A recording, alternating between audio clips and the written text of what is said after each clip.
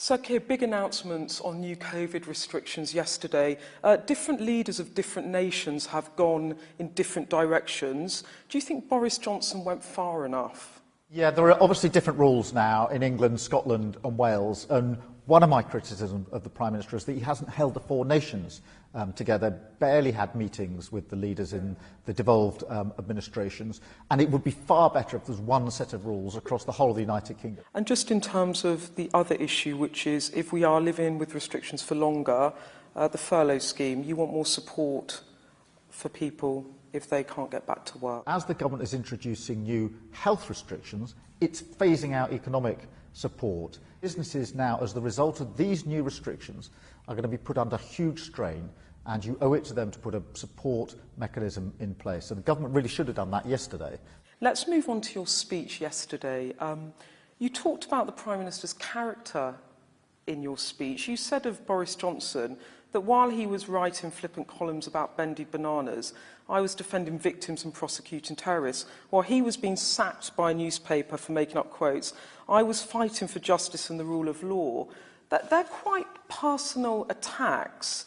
You didn't used to make such personal attacks, and what's changed? I'm frustrated that just when our nation needs leadership, we've got serial incompetence, and it really matters. And you've said that a number of times, but it felt like quite a personal attack. Do you personally quite dislike him? Well, look, I don't choose the opponent I'm up against here. I'm asking you how you personally feel about him, not about his performance, but do you dislike him? Because it feels to me like you dislike him. Character matters at a time like this. People are looking to the Prime Minister, and they absolutely need the reassurance that he and the government are able to do what's necessary to ensure the infection rate goes down and to do what's necessary to avoid mass unemployment. So at this time, above all else, character matters. In your speech yesterday, you said he's just not up to the job. So you do think he's a bad leader? The Prime Minister and the government collectively are guilty, in my view, of serial incompetence. There have been 12 U-turns. Now, I'm quite prepared to accept that a government will make mistakes in a pandemic like this, and one or two U-turns are probably a sign of a government listening and then changing. But when you've got 12 in a row, the only conclusion is serial incompetence. And just in that speech, you talked about Wilson, you talked about Blair, you talked about Attlee. You didn't even mention Jeremy Corbyn. You did not even mention him. No name check at all. Are you airbrushing him out of the Labour Party? The point I was making in my speech is that Labour has only had 3 election winners in the last 75 years, and I want to be the 4th. But the fact that you didn't mention him suggests to me that you think he's a drag on your success. I was making a different point. The point was that we can have all the ideas, all the aspirations, we can see that better society we want to be, but if we don't absolutely focus on what's necessary to win an election, we will never ever get to do what we came into politics to do, which is to change the country for the better. Why didn't you mention him, though?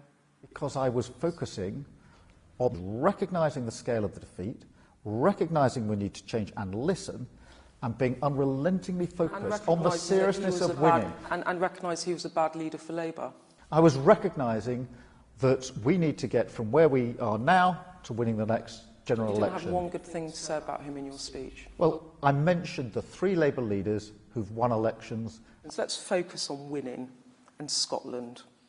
You've got a clear strategy when it comes to Boris Johnson and the Conservatives, but what about the SNP? You will never win an election if you can't win Scotland and go back to Labour's winners. Not since 1955, you'll know this, what I'm about to say, has the Labour Party formed a government with less than 40 seats in Scotland. How many seats do you have in Scotland now? Well, look, I'll be perfectly open about this. There's no route back for Labour that doesn't run through Scotland. How many seats do you have in Scotland? It was because, well, we've got 1. And what do you offer Scottish people that might get you another 39 seats? Will you rule out an independence referendum, as Boris Johnson's done, clearly? What I was discussing last week in Scotland with Scottish Labour was the importance of rebuilding the economy in Scotland. What's your position? Do you rule out another referendum in Scotland? We will be making the argument going into that election next May that this is not the time for another divisive independence referendum in Scotland. You see this, there are other priorities. Do you see this, as we talked about when it came to Brexit, as a matter that should have been settled for a generation, not having another referendum in Scotland? Another divisive referendum is, I think, about the last thing that we need. In January, you said if the SNP won a majority in the Holyrood election, they would have a mandate for that, for a second referendum. I accept this is a question for Scotland. Do you stand by that principle? I'm not asking you hypotheticals about what happens in May. Do you stand by the principle of what you said in January? I understand the desire of many people in Scotland to have decisions about them made closer to them, and that is a question for Scotland. I'm asking you about the principle.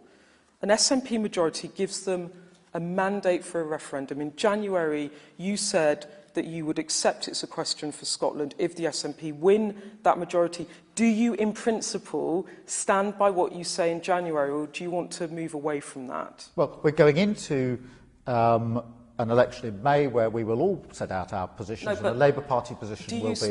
But what is the Labour Party position? What you said in January? What happens beyond that is hypothetical, and you're dodging the question. In politics, people say with great certainty what's going to happen, who's going to win, what they're going to do, and what's going to happen. I'm not asking you what's going to happen. I'm asking you whether you stand by what you said in January when you said they would have a mandate for that. I accept this is a question for Scotland if they win a majority. Do you stand by that? Well, these issues are questions for Scotland. I do stand by that. I'm setting out the argument that the Labour Party, Scottish Labour, will be making between now and next May. OK, thank you very much.